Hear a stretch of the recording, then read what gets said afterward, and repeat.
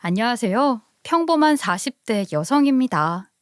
사연 라디오의 애청자 중 한 명으로서 느낀 것이 하나 있다면 그건 대부분의 며느리들은 시어머니의 성에 차지 않는다는 것 같아요.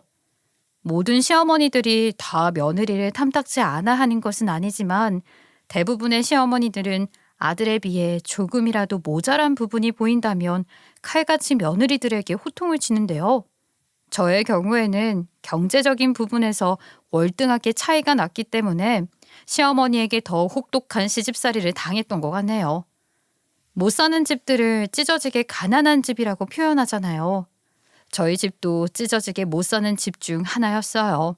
평생 막노동 일을 하시던 친정아버지와 유치원 보육교사로 일하시던 친정어머니로 인해 원래도 잘 사는 편은 아니었지요.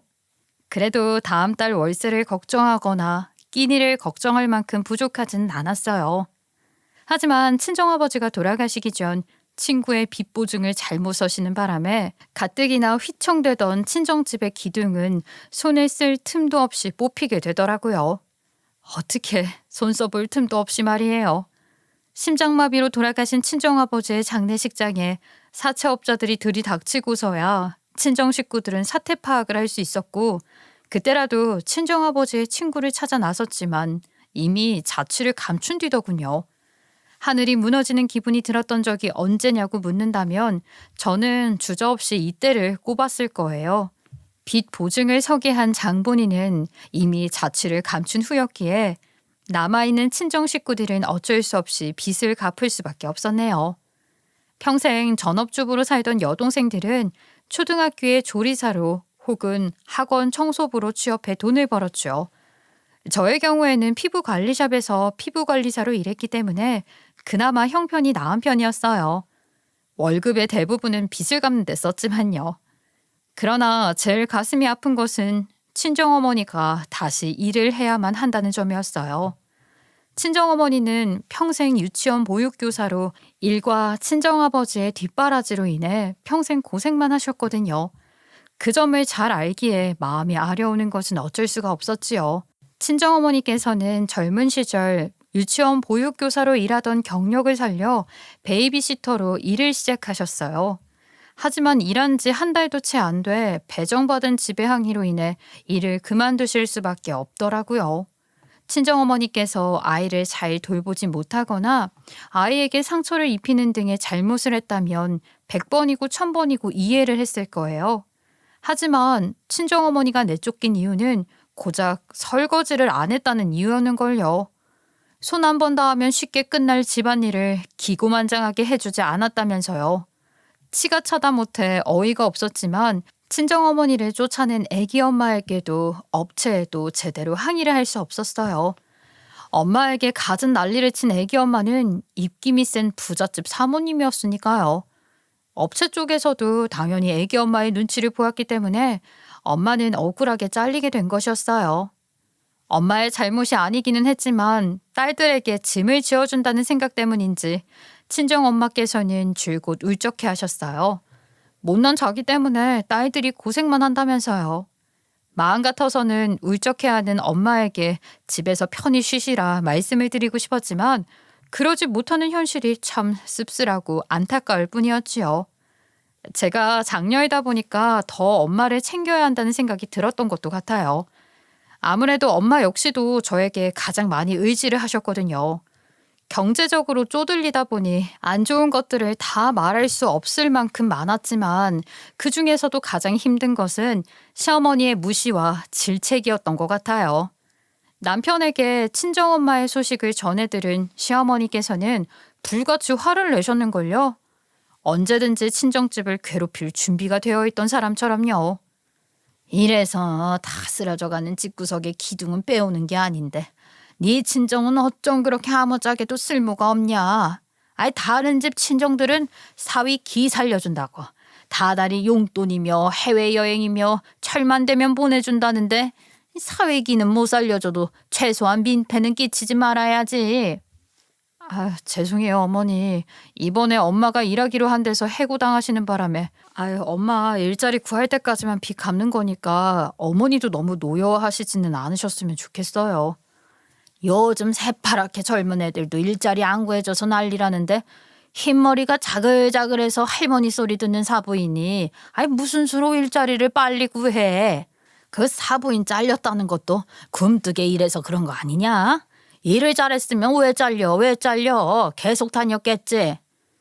지금 상황에서는 어머니가 안 믿으실 것 같지만 다 사정이 있어서 그랬어요.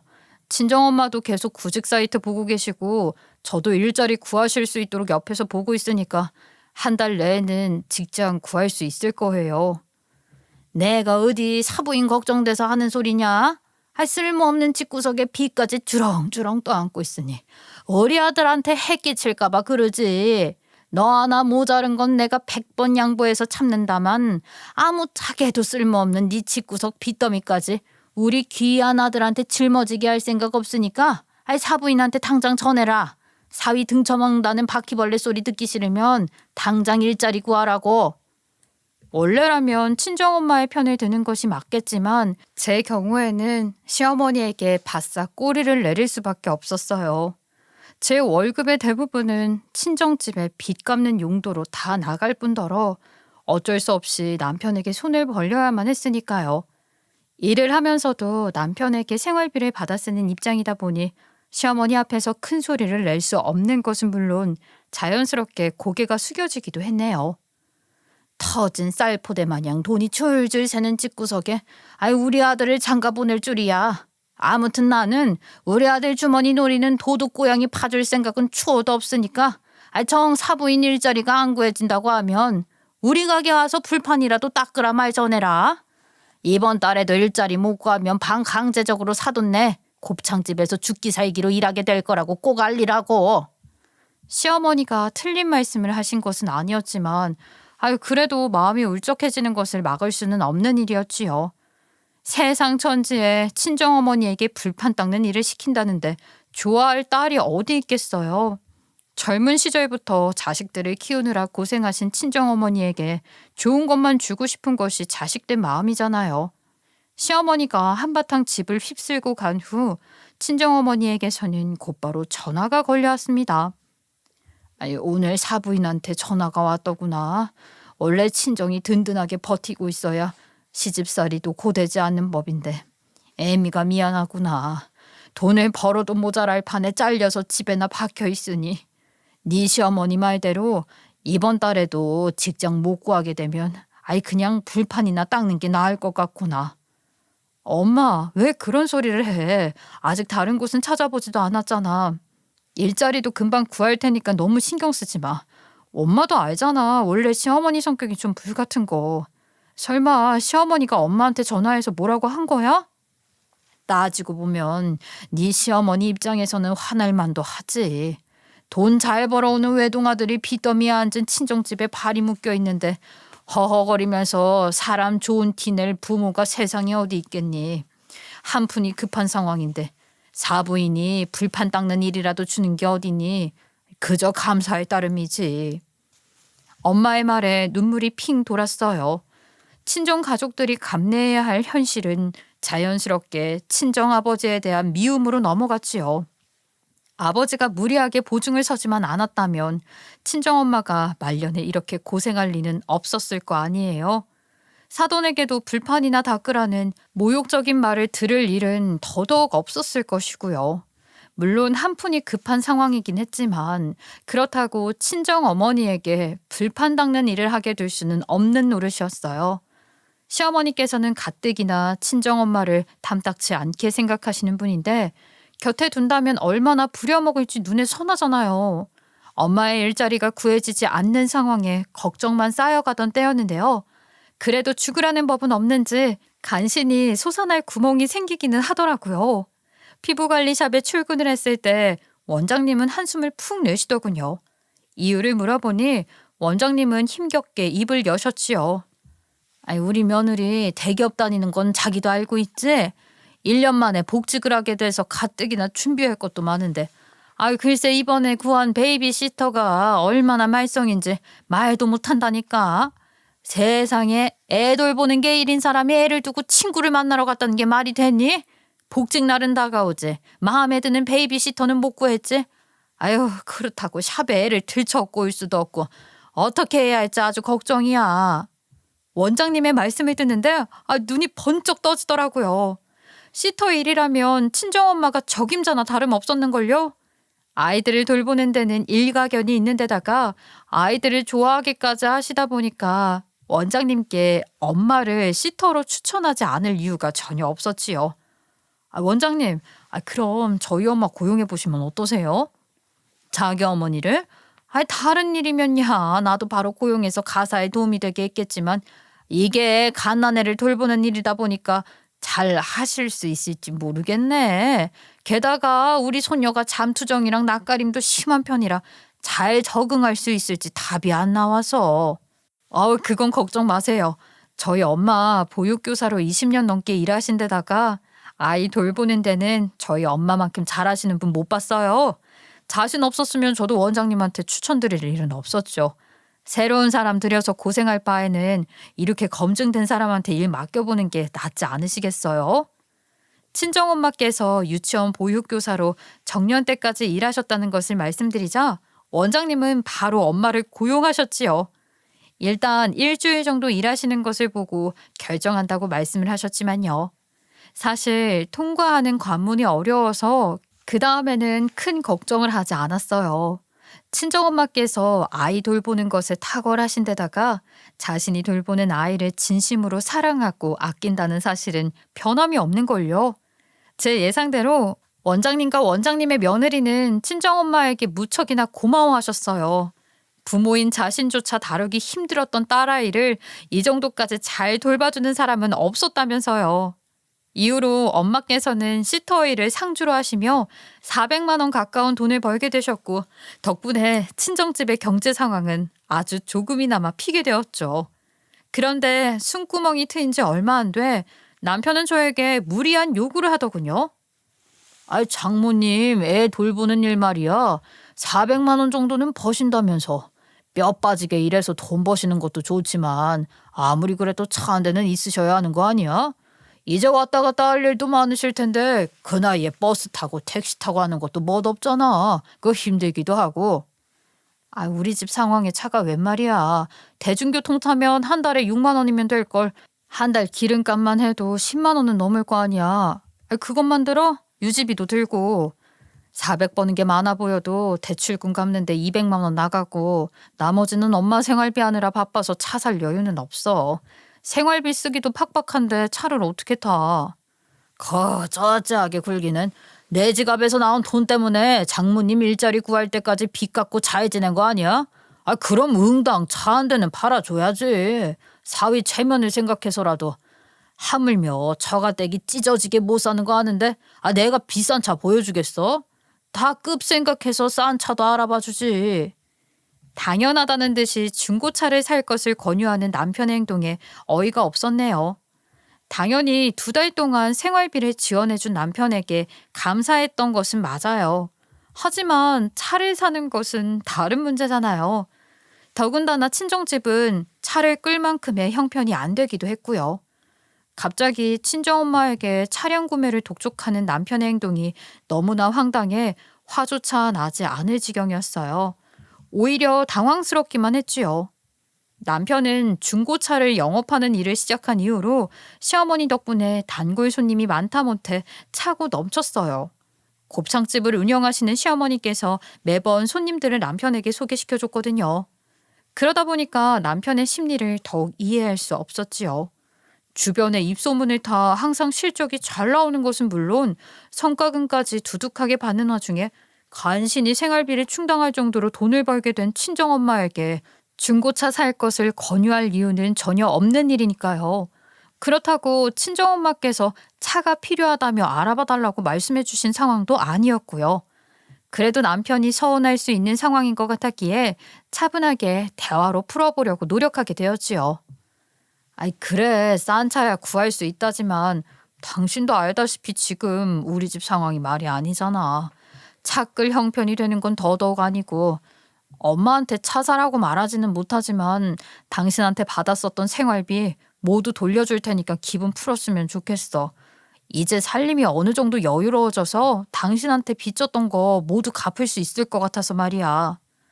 내가 고작 당신한테 생활비 받자고 이러는 것 같아? 그 쥐구멍으로 밤 나르는 짓도 눈 감아줬는데 내가 장모님한테 이 정도 요구도 못하냐고. 다른 집 남편이었어 봐라. 일하는 마누라가 친정집 빚 갚는다 소리 나올 때부터 이용감이라고. 아유, 그 점은 나도 당신한테 고맙게 생각하고 있어. 그래서 내가 지금까지 당신한테 타서 썼던 생활비 돌려준다고 얘기하는 거잖아. 그렇다고 엄마가 운전을 할 수 있는 것도 아니고. 당신 입장에서는 서운할 수도 있겠지만 우리 집 사정도 이해해주면 좋겠어. 이런 취급 받을 줄 알았으면 처가 떼지붕이 무너지든 기둥이 뽑히든 아무 상관 안 하는 건데 배라도 타고 나가서 물고기라도 잡아봐야 내가 얼마나 큰 은혜를 베풀어줬는지 알 텐데 말이야. 솔직히 엄마가 남편에게 차를 사지 않는다는 것이 이 정도까지 화낼 일인가 하는 생각이 들기도 했네요. 저는 그동안 남편에게 받았었던 생활비를 그대로 돌려줬을 뿐 아니라 시어머니와 남편에게도 잘하려고 노력했는걸요. 시어머니가 뭐라고 했던 남편이 어려운 형편이었던 친정집을 도와주었던 것은 명백한 사실이었으니까요. 하지만 남편은 이런 저의 노력은 안중에도 없는지 툭하면 친정엄마가 자신에게 차를 사지 않는 일을 툭툭 내뱉으며 기분 나쁜 티를 냈지요. 처음에야 미안한 마음이 들었지만 이런 일이 자꾸만 반복되다 보니 조금 짜증이 나기도 하더라고요. 그동안 제가 남편에게 잘 해주려고 노력했던 것들은 모두 부정당하는 기분이었거든요. 직장을 다니다가 일을 하는 분들이라면 아실 테지만 출근을 하면서 아침밥을 차린다는 것이 생각보다 쉽지 않은 일이잖아요. 그것도 오첩반상으로 말이에요. 그렇다고 단지 남편의 기분을 풀어주겠다는 이유로 친정엄마에게 차량 구매할 것을 권유할 수도 없는 일이었고요. 남편은 계속 친정엄마의 일을 마음에 담아두고 있는 상태였기에 저는 나름 노력을 했어요. 제가 다니는 피부관리샵의 직원들도 소개해주려고 하면서요. 마침 원장님의 며느리도 출퇴근용으로 사용할 차가 필요하다고 말했던 참이었기에 남편에게 소개해주는 것이 좋다고 생각했죠. 그렇지만 아예 중고차이를 꺼내지도 못하게 한 사람은 남편이었습니다. 머리가 있으면 좀 생각을 해봐라. 당신 원장이면 가격 좀 깎아달라. 옵션 좋은 걸로 골라달라 귀찮게 굴 텐데. 내가 그 짓을 왜 해? 이왕 물어올 거면 좀 괜찮은 사람으로 골라오던가. 어디 사람을 데려와도 꼭 먹지도 못하는 떨떠름한 걸 골라와서는 당당하게 들이밀어. 원장님이 그런 분이었으면 내가 당신한테 소개도 하지 않았어.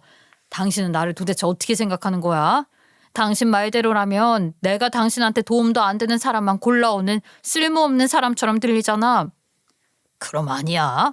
장모님 일부터 시작해서 물어온 사람들도 죄다 쓸모없는 사람들인데. 그럼 내가 당신한테 아이고 우리 마누라 남편 실적 올려주려고 쓸모없는 사람들을 잘도 모아왔네 하고 칭찬이라도 할 줄 알았어. 도대체 나이가 몇 갠데 아직도 사리문간을 못해. 지 남편은 땀이나 뻘뻘 흘리면서 일하는데 혼자 편하게 사람들 피부나 만지작거리면서 일하니까 세상이 편하지? 진짜 기가 막혀서 나는 뭐 당신한테 불만이 없어서 지금까지 입 다물고 있었는 줄 알아? 나도 당신 마음에 안 드는 점 말하려고 하면 2박 3일도 안 쉬고 말할 수 있어.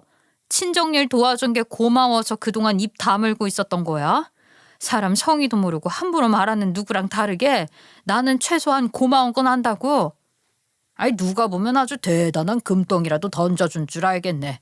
다른 집 마누라들은 남편이 영업 뛴다고 하면 동네 아줌마들부터 지나가던 똥개까지 모아서 남편 기 살려주려고 안달이 난다는데 이건 뭐 똥덩이를 던져주고는 의기양양해 있으니까 내가 화가 안 나고 배겨?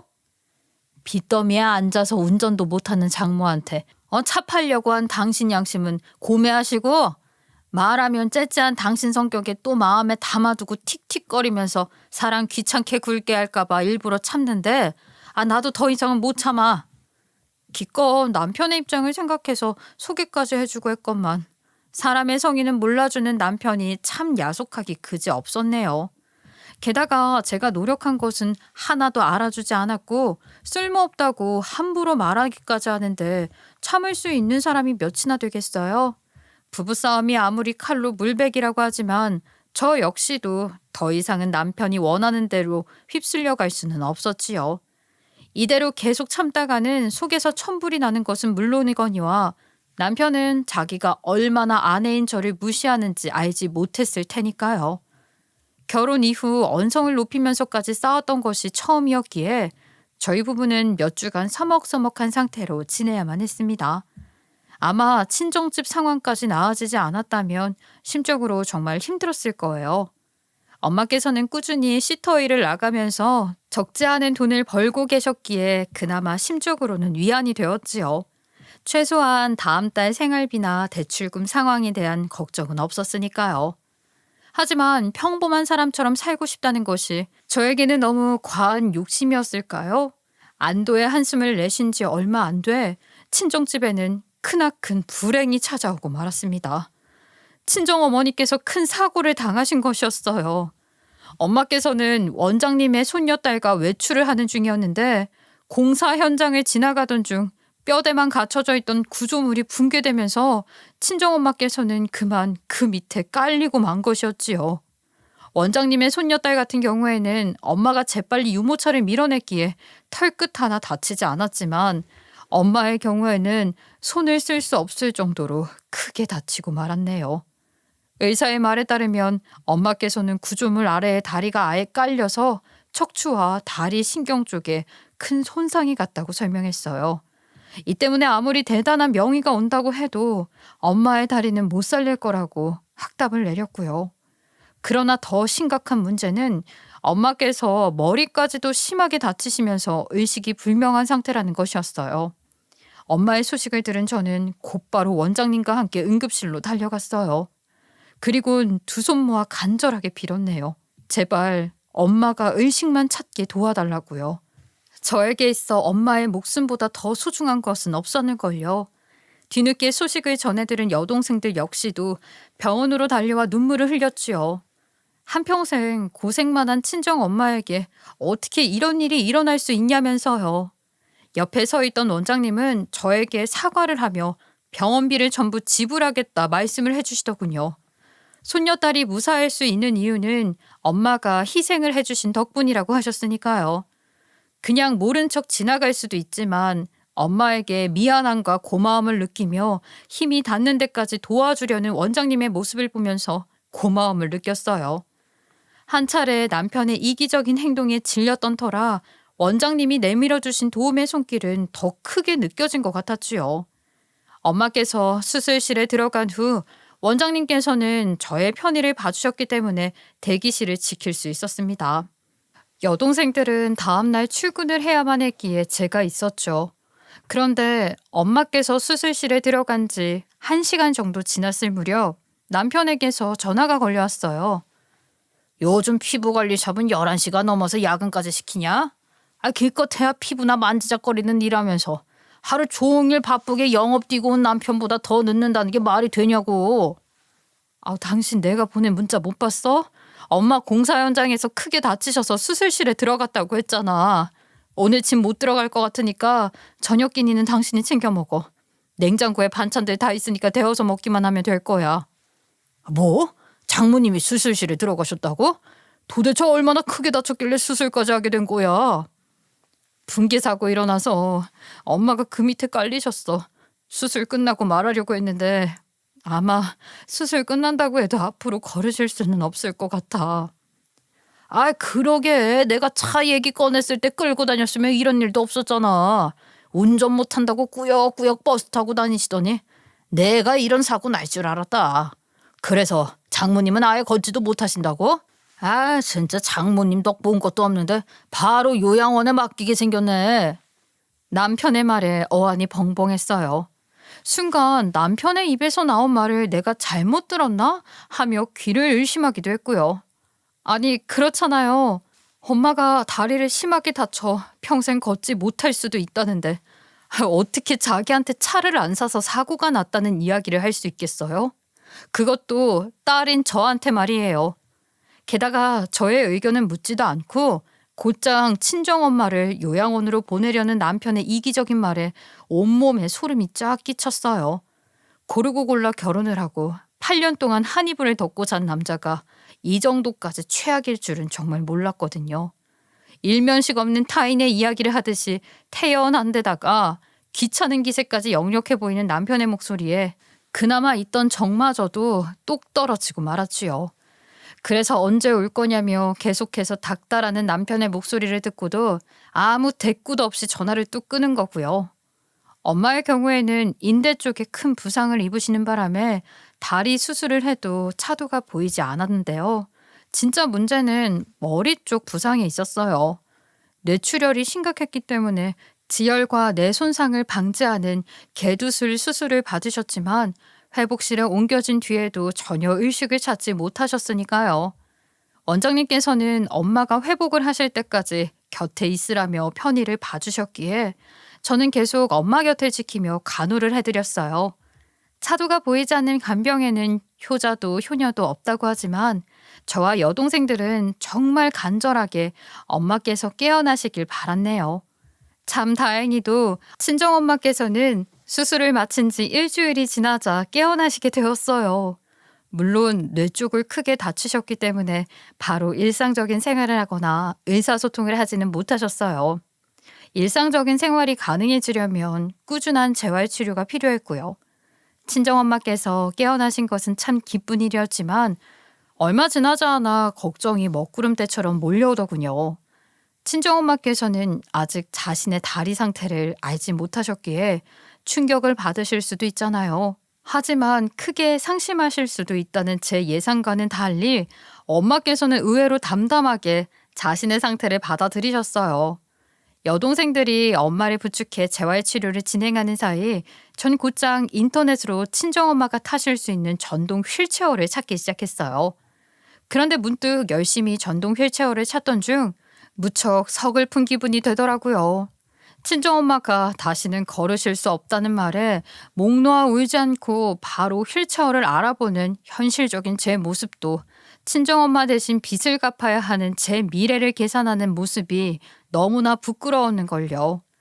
온전히 엄마의 아픔에 슬퍼하는 여동생들과 다르게 저는 계속 현실적인 문제들만 생각했으니까요. 장녀로서 어쩔 수 없는 일이기는 했지만 그래도 친정엄마에게는 참 죄송할 따름이었어요. 그래도 이미 벌어진 일을 다시 주워 담을 수는 없기에 제가 할 수 있는 선에서 최선을 다해 친정엄마를 보살펴드리기로 결심했어요. 그리고 더 검색해보다 보니까 장애 등급이 0에서 3등급까지는 전동 휠체어를 구매할 때 보조금이 나온다고 하더라고요. 전 곧바로 등록 상담을 하기 위해 동사무소를 찾아갔지요. 친정 엄마의 상태를 전해드린 공무원은 엄마의 장애 등급이 2등급 정도 나올 것 같다고 설명을 해주었어요. 엄마께서는 각각의 다리를 별도로 움직이지 못했기 때문이었지요. 원래 차상위 계층이었다면 200만 원 정도 보조금을 지원받았겠지만 친정엄마께서 건강보험 가입자 장애인으로밖에 인정이 안 되다 보니까 160만 원 정도의 지원금을 받을 수 있다고 하더군요. 그래도 참 감사한 일이었어요. 의사에게 얼추 퇴원 날짜를 받아 전해들은 저는 곧바로 전동 휠체어를 주문했어요. 원래라면 엄마의 집에 바로 배송을 보내려고 했지만 다시 생각해보니까 엄마가 병원에서 퇴원할 때 바로 쓰면 좋을 것 같더라고요. 그래서 전동 휠체어를 저희 집에 배송하게 되었지요. 엄마께서는 한 달 가깝게 병원 신세를 지며 재활치료를 하고 계셨지만 그동안 남편은 단 한 번도 병문 안으로 온 적이 없었고 저는 남편이 참 원망스러웠어요. 큰 걸 바라는 것도 아니고 아픈 와중에 사위에게 폐를 끼치는 것은 아닐까 걱정하는 장모에게 얼굴 한번 비추는 것이 그렇게 어려운 일은 아니잖아요. 제가 남편에게 친정엄마의 수발을 들어달라고 한 것도 아니고요. 남편에게 전화를 할까 생각을 하기도 했지만 전화를 해봤자 좋은 소리가 나오지는 않을 것 같았기에 전 일단 친정엄마를 여동생들에게 맡기고 집으로 가게 되었어요. 갈아입을 옷가지를 가지러 말이에요. 그런데 하필 오랜만에 간 집에서 절대로 마주치고 싶지 않은 사람을 만나게 되었네요. 네, 바로 시어머니와 남편이었지요. 집에 반찬을 갖다 준다는 명분으로 집에 찾아온 시어머니는 포장이 뜯어진 전동 휠체어를 가리키며 불같이 화를 내셨어요. 아유, 네가 진짜 지금 제정신이냐? 우리 아들한테 돈 타먹으면서 희낙낙하게 시간 보내더니 이제 알겠다. 아, 우리 아들한테 받은 돈 모아서 지 엄마 사줄 이딴 물건이나 산 게야? 아범마, 저 전동 휠체어인지 뭔지 얼마인지 검색 좀 해봐라. 어디 아무짝에도 쓸모없는 며느리가 돈을 얼마나 헛되이 쓰는지 내가 알아야겠다. 계속해서 화를 퍼붓는 시어머니 뒤로 남편은 휴대폰을 꺼내 전동 휠체어의 가격을 검색해 보더라고요. 솔직히 저는 두 모자의 행동이 너무 어이가 없었어요. 남의 택배를 막무가내로 뜯은 것은 물론 제가 분에 넘치는 사치를 한 것도 아니고 엄마에게 꼭 필요한 물건을 샀을 뿐인데 두 사람에게 욕먹을 이유가 전혀 없잖아요. 그것도 남편 돈이 아닌 온전히 제가 일해서 번 돈으로 샀으니 더더욱이요. 너 이거 당장 환불 안 하면 이혼이야? 어디 겁도 없이 200만 원이나 써. 전동 휠체어의 가격을 검색한 남편은 호칭까지 자기 마음대로 부르며 당장 환불하라며 목에 핏대를 세우고 이야기했어요. 얼굴이 벌개져 있는 대로 성질을 부리는데 두 모자의 모습에 너털한 웃음이 새어나왔지요. 제가 두 사람의 지갑에서 몰래 돈을 훔쳐 전동 휠체어를 산 것도 아닌데 환불하라 마라 명령질을 하며 발광하는 꼴이 웃기잖아요. 차라리 이혼하고 말지. 나도 존중이라고는 눈꽃만큼 안 하고 발광도 다채롭게 하는 너랑은 못 살아. 그리고 어머니도 그러시는 거 아니에요. 어머니 아들한테 받은 돈 갚은 지가 언젠데 아직까지도 그 이야기를 물고 늘어져서 난리를 피우세요? 어머니 아들이 저한테 무슨 억만금이라도 줬을까 봐 이러시는 거면 걱정 안 하셔도 돼요. 저 사람 기껏 해봐야 저한테 꼴랑 200만 원도 안 줬으니까요. 야, 뭐 잘못 먹었어? 여기가 어디라고 큰 소리를 쳐. 정말 이혼당해서 맨몸으로 쫓겨나게 해줄까? 나 아니었으면 밑빠진 똑같은 집구석에서 대출금도 제대로 못 갚았을 거면서 네가 겁을 상실했지? 너야말로 뭐가 잘나서 나한테 큰 소리야. 나도 너처럼 장모 목숨 가지고 함부로 짓거리는 놈하고는 억만금을 준다고 해도 못 살아. 내가 번 돈으로 우리 엄마한테 좋은 휠체어 사주겠다는데 내가 왜 그거 가지고 너 같은 놈한테 허락받아야 되는 건데? 어디 나랑 이혼하고 소금 뿌린 망둥이처럼 펄쩍이는 니네 엄마 감당할 여자가 나타났는지 어디 한번 보자고 그럼. 자기 기분이 수틀린다는 이유만으로 아내에게 아픈 장모님한테 돈 썼다고 난리치는 남편을 보며 정말 이혼해야겠다 결심하게 되었습니다. 솔직히 지금까지 손가락 발가락을 다 합쳐도 셀 수 없을 만큼의 단점이 있는 남편과 함께 살았던 이유는 딱 하나였어요. 남편과는 나이가 들어 서로를 의지하면서 살고 싶었으니까요. 그리고 아이들의 아빠이기도 했고요. 하지만 남편의 행동을 보며 이런 저의 생각이 얼마나 어리석었는지 다시금 깨닫게 되었지요. 더불어 모든 안 좋은 일은 저에게 덮어씌우는 시어머니의 몰상식한 행동도요. 이혼 이야기가 오간 와중에도 남편은 저에게 위자료를 왕창 뜯어낼 거라는 해코지를 했기에 저는 이혼 소송을 준비할 수밖에 없었네요. 저는 곧바로 인맥이 넓기로 소문난 원장님에게 도움을 요청했어요. 남편의 이야기를 들은 원장님께서는 같이 화를 내주기도 하셨지요. 아이 뭐야? 세상에 어떤 사위가 장모 다리가 다쳐서 못 걷는다고 하는데 휠체어 환불하라는 소리를 할 수가 있겠어? 내가 살다 자기 남편 같은 사람은 본 적이 없다니까. 장모 입원해 있을 때도 병문안 한 번을 안 오더니 아니 당신 남편은 도대체 뭐 하는 사람이야? 지금은 그냥 이혼만 무사히 하고 엄마 돌봐드리는 일에 집중하고 싶어요. 아직 몸도 회복 못하셨을 텐데 제가 옆에 있어드려야 할 것 같아서요. 원장님 염치 없긴 하지만 도와주실 수 있을까요? 자기야 그걸 말이라고 해? 여사님 그렇게 된 데에는 나도 책임감을 느끼고 있는데 당연하지.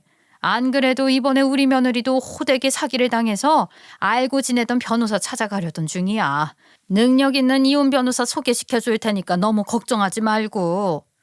저는 원장님의 도움으로 능력 있는 이혼 변호사분께 상담을 받게 되었어요. 다행히도 시어머니와 남편이 끊임없이 폭언했던 기록이 문자에 그대로 남겨져 있는 것과 동시에 맞벌이를 하면서 경제권을 독점하려는 모습까지 전화통화에 고스란히 담겨 있었기에 저는 남편에게 위자료를 요구할 수 있다고 했지요. 원장님의 도움으로 빠른 시일 내에 소송 절차가 개시되어 변론 기일까지 정해졌어요. 이로 인해 저는 변호사와 함께 법원에 출석을 하게 되었고요. 제가 이혼의 원인이 남편에게 있다고 주장한 것처럼 남편은 이혼의 원인이 저에게 있다고 주장을 했어요. 친정집의 빚 때문에 자기가 얼마나 손해를 봤는지 이야기하는 남편의 모습을 보며 정말로 기가 찰 뿐이었어요. 자신이 한 것이라고는 꼴랑 2달간의 생활비를 빌려준 것뿐인데 힘든 것이 뭐가 있었겠어요? 곧바로 저는 2달간 남편에게 빌렸었던 생활비를 모두 돌려줬을 뿐 아니라 친정 빚부터 생활비까지 모두 친정어머니와 여동생 돈으로 충당했다는 것을 대출금을 갚은 입금 내역으로 제시를 했지요. 여러 가지 자료면에서는 월등하게 차이가 났기 때문에 남편은 불리할 수밖에 없었어요. 더군다나 남편은 친정엄마와 저를 모욕까지 했는걸요. 자신이 법적으로 불리하다는 것이 못마땅한지 남편은 법원에서 나오자 시비를 걸기 시작했죠. 돈 없다고 빌빌거리더니 비싼 변호사 고용하려고 그동안 없었던 척한 거야? 하여튼 간에 일해서 도와주는 것도 사람 봐가면서 해야 되는 건데 당신이랑 지금까지 산 세월이랑 돈이 아까워서라도 내 위자료 톡톡히 받아낼 테니까 두고 봐. 저번에는 야 너 소리 잘도 나오더니 법원 앞이라고 조금 무섭기는 한가 봐. 평소답지 않게 사람인 척 말 잘하는 걸 보면서 말이야. 제 말에 남편은 어이가 없다는 식으로 헛바람을 뱉어댔어요. 말도 안 되는 소리를 짓거리는 남편을 뒤로하고 법원 밖으로 나가려는 순간 주차장에 있던 시어머니가 쏜살같이 뛰어와 제 머리채를 잡으며 고함을 지르더군요. 야, 우리 아들 주머니에 빨대 꽂은 것도 모자라서 이제는 위자료까지 탔네. 에라이 못된 거사. 어디 내가 너 같은 것한테 우리 위자료를 넘겨줄 것 같으냐? 시어머니의 손이 어찌나 억센지 눈물이 찔끔 나기까지 했지요. 담당 변호사가 이러면 경찰을 부를 수밖에 없다는 말을 하고 나서야 시어머니는 잡고 있던 제 머리채를 내려놓았고요. 저희가 저한테 위자료 많이 줄까 봐 걱정이라고 하셨죠? 걱정 마세요. 어머니가 저한테 줘야 할 돈도 만만치 않으니까요. 저한테 돈 바칠 날이 얼마 안 남았으니까 그동안 곱창이나 열심히 굽고 계세요. 천연이 뚫린 입이라고 지금 무슨 말을 짓거리는 거냐. 야 이놈아, 내가 너한테 돈을 왜 줘? 그동안 못 사는 집구석 불쌍하다고 봐줬더니 아주 세미머리 위에서 난리를 떠는구나. 시어머니는 또다시 제 머리채를 붙잡으려 달려왔지만 이내 위자료 지급을 걱정한 남편의 제지로 인해 저지당하게 되었지요. 남편에게 붙잡힌 시어머니의 표정은 마치 다 잡은 물고기를 놓친 것처럼 울분을 토하며 안타까워했어요. 이후 법원은 혼인 파탄의 책임이 있는 남편에게 위자료 1,000만 원을 물어내라는 판결을 내렸지만 남편은 무엇이 그리 억울한지 결과에 불복하며 항소하기까지 하더군요. 그러고는 매일 밤마다 절대로 위자료를 줄 수 없다며 사람을 괴롭히기까지 했고요. 저는 무슨 일이 있어도 남편에게 위자료를 다 받아내야겠다고 생각을 했어요. 그마저도 마음대로 되지가 않았어요. 태어난 지 얼마 되지 않은 친정엄마께서 수술 합병증으로 돌아가셨거든요. 하늘이 무너지는 기분이었어요. 엄마를 잃은 것도 큰 아픔인데다가 남편은 계속 돈을 줄 수 없다고 시어머니와 함께 전화며 문자며 난리를 피우는 통에 마음은 점점 지쳐가더라고요. 마음 같아선 전화번호라도 바꿀 수 있었으면 좋았겠지만 피부관리사라는 직업을 가진 만큼 전화번호를 바꾸는 것 또한 쉽지가 않았어요. 결국 심적으로 너무 지친 저는 엄마의 장례식이 끝나자마자 남편을 찾아가 합의점을 찾기로 했네요. 서로 위자료를 주고받지 말자는 합의점 말이에요. 이미 집에서 나와 친정엄마 댁에서 살고 있던 저는 친정엄마의 장례식이 끝나자마자 남편의 회사로 찾아갔어요. 집에서는 남편이 절대로 안 만날 것 같았거든요.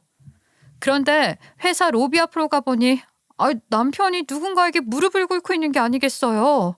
남편이 무릎을 꿇고 머리를 조아리고 있는 여자의 양 옆으로는 양복을 입은 남자 2명이 서 있었어요.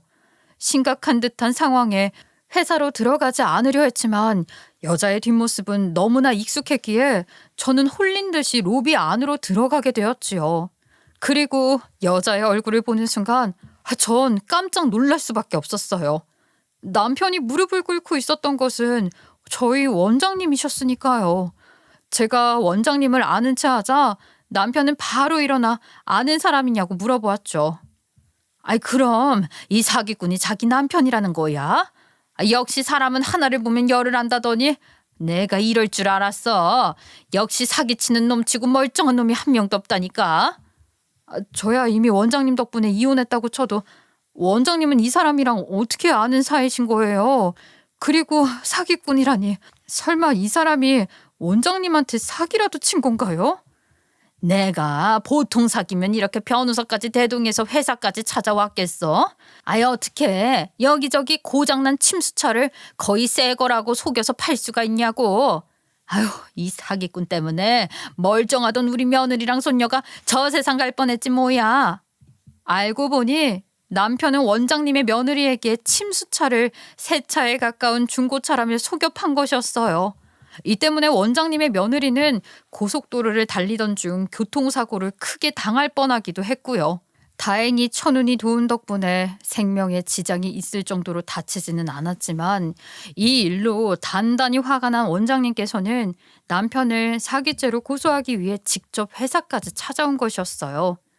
원장님께서는 남편에게 경고를 한 뒤 변호사들과 함께 회사 로비에서 나오셨는데요. 원장님의 모습이 완전히 사라지자 남편은 제 손목을 붙잡으며 매달리다시피 부탁을 해오더라고요. 원장님이면 당신이 지금 일하고 있는 그 피부 관리샵 사장 말하는 거 맞지? 야, 잘됐다. 당신이 나 좀 도와줘야겠어. 당신 말대로 두둑한 위자료 필요할 텐데. 그러면 일단 급한 불은 끄고 봐야 되는 거잖아. 나 도와줄 거지? 놀고 있네. 당신 꿈꿔? 돈 빼먹는다고 난리 칠 때는 언제고 이제 와서 도와달래. 나는 무조건 원장님 편 들 거니까 쓸데없는 꿈꾸지 말고 성실하게 죗값 달게 받을 생각이나 해. 나한테는 그게 최고의 위자료니까. 당신 정말 왜 이래? 그래도 같이 산 종이 있는데 남편 빵에 보내야 속이 시원하겠어? 그러지 말고 한 번만 도와주라. 다른 사람들 속에서 차 판 것까지 걸리면 나 진짜 징역살이 해야 돼. 이렇게 빌게. 그러니까 나 한 번만 도와줘. 이번 일만 잘 끝내면 당신한테 위자료도 달라는 대로 다 주고 정말 착하게 살 거야. 아이고, 개가 똥을 참지. 당신 성격에 착하게 산다고? 말도 안 되는 소리 하지 말고 죗값이나 톡톡히 받으세요. 안 그래도 당신 콩밥 좋아하잖아. 이제는 맨날 콩밥 먹을 테니 반찬 걱정 밥 걱정 할 일 없겠네. 다리 다친 장모한테 왜 차 안 사냐고 난리치더니 아주 꼴 좋다.